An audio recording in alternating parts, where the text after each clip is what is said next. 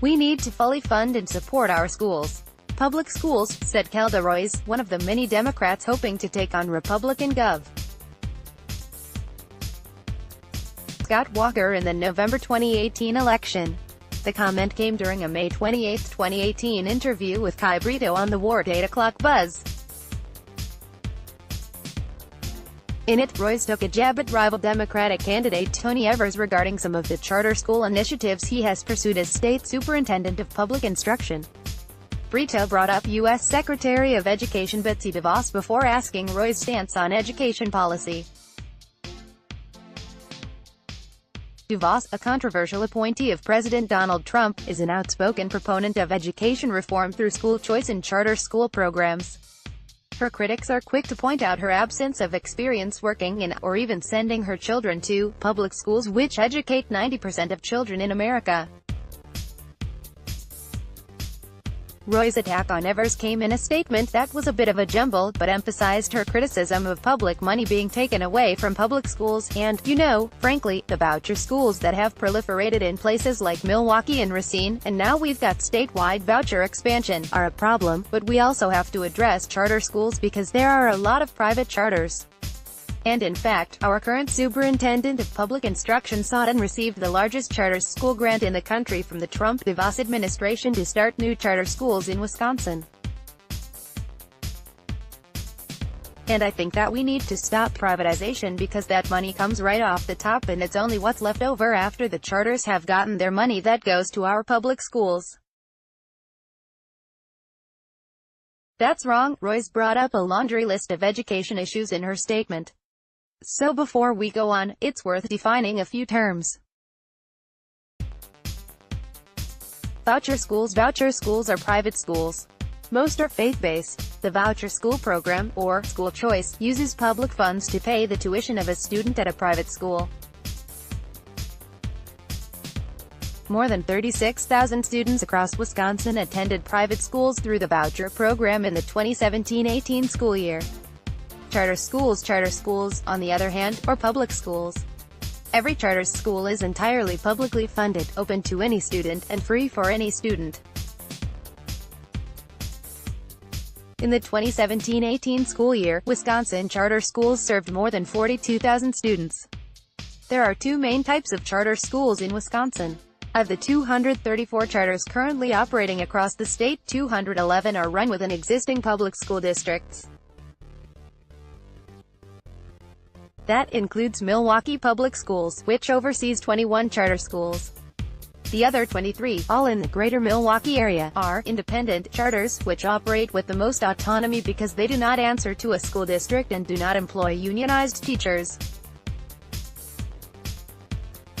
These schools are authorized by other public entities, the City of Milwaukee, the University of Wisconsin-Milwaukee, or the University of Wisconsin-Parkside. The schools are operated by nonprofit companies that have a charter, or contract, with the Milwaukee Common Council or one of the two universities. The agreement offers charter schools some flexibility from state rules governing traditional public schools in exchange for meeting performance targets specified in the contract. Private charters. The phrase, private charters, is technically incorrect since all charter schools are public schools. But it is sometimes used, particularly by critics, as shorthand to refer to the independent charters run by nonprofit groups. Proponents of public schools often talk about privatization to refer to any public funds given to schools outside of traditional districts. So, did Evers seek and receive the largest federal grant for charter schools, and can some of that money go to private charter schools? The charter school grant in 2017, the Wisconsin Department of Public Instruction won a $95 million grant from the U.S. Department of Education's Office of Innovation and Improvement. Tom McCarthy, Communications Director for the State Department of Public Instruction, DPI, told us in an email that since winning its first grant in 1997, the state has won 5 of these charter school grants. The new grant, part of the Expanding Opportunities Through Quality Charter Schools program, was the largest awarded in 2017.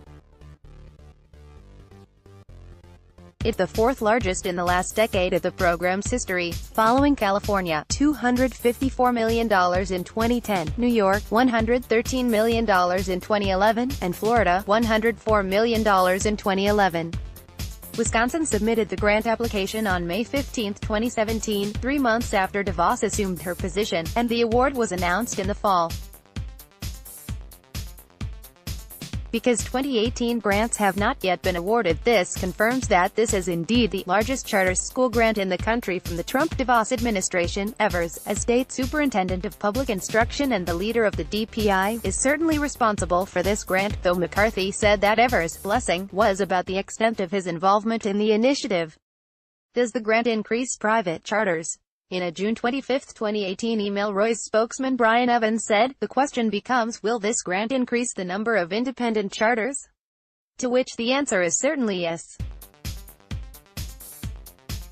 In the $95 million grant Kelda was referring to, nothing specifies that this grant money is for public instrumentality charter schools rather than the more private independent charters. In fact, on page 33 of the PDF of DPI's application for the grant, DPI touts recent changes to Wisconsin laws that expanded the reach of independent charter schools and expanded access to these schools across the state. They go on to state that the number of independent charter schools will likely increase during this grant period. As we previously established, the use of this grant to increase or expand independent charters will very clearly result in an increase in privatization, even if some public charters are also created. Well, only public charters will be created, since all charters are public. But yes, some independent charters will be created under the new grant. Awards from the new grant were announced June 28, 2018, after Roy's statement. Of the $17.4 million awarded for the first year of the grant, about $4 million will go towards 6 new independent charter schools. The rest will go to 20 new or existing school district charters. Over the life cycle of all grants dating back to 1997, added McCarthy from DPI, the vast majority of the money has gone to schools managed by public school districts. Will the grant result in money losses to public schools? Technically, no.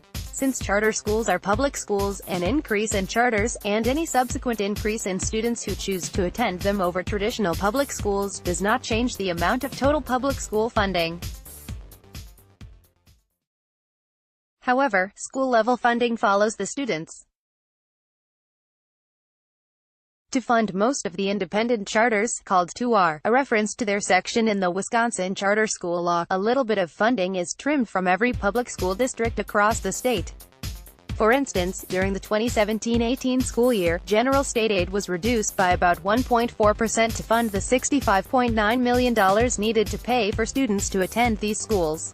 3 of the upcoming independent charters, called 2X, that have been funded by the new grant will instead pull a per-pupil amount from the local school district that the students would otherwise attend.